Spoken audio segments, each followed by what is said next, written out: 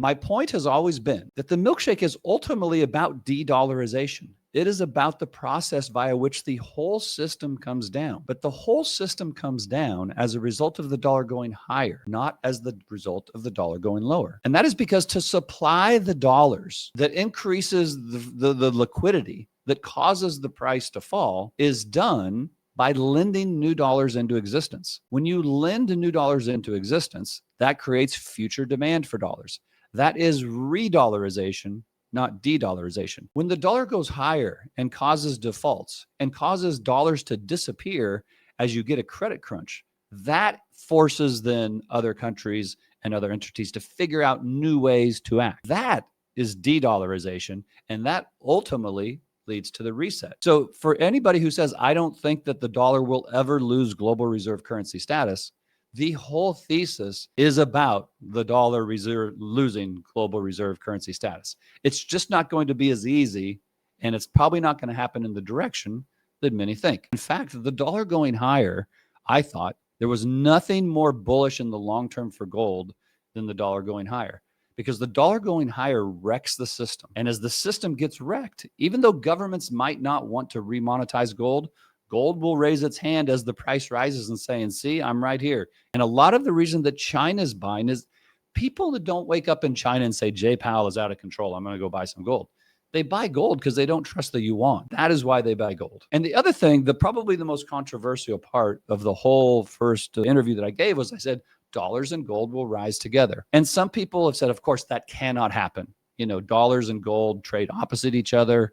You cannot say the dollar's getting strong if gold is rising because that proves that the dollar's weak. I literally explained this in the very first interview, that what I was talking about the dollar rising, I was talking about its foreign currency peers, fiat currency peers. And in the same way that the dollar and the yen could rise versus the dollar and gold could rise versus other currencies. And so this is really, really important. The issue is that all of global finance gets priced off of the US Treasury. So if US Treasury rates are going higher, then anybody looking for financing in the corporate world globally, their interest costs are going up as well.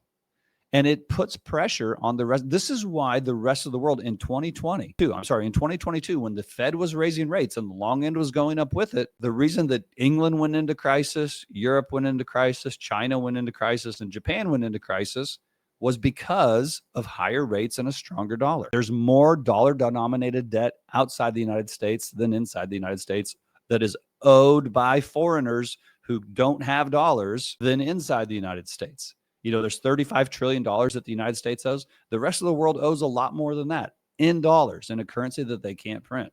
And this is what we talked about. The problem this has is that they already own a bunch of treasuries. So if the value of US treasuries fall dramatically, then the central banks that still hold them on their balance sheet, which is most of them, their reserves start to fall and they face immediate financial losses, which may force them to tighten monetary policy, sell assets, or even seek emergency support. This is exactly what was happening in 2022. Well, you got to remember, the United States has more gold than anyone. Now, I know some people are going to out there say the U.S., it hasn't been audited in years. Okay. Have the other ones? And you'll say China has a ton of gold and they've been buying a lot of gold and they have more than they say they do. Okay.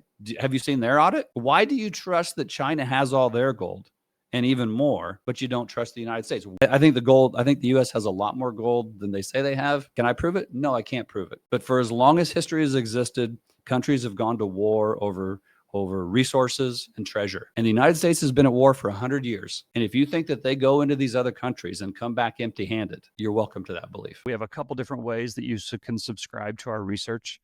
If you go to research.santiagocapital.com, there's a couple different levels. There's our main level, which gives you access to a number of different reports. And then there's the premium version, which gives you access to even more reports, more in-depth reports. A couple times a month, we do a live Q&A, and you get access to basically everything we do.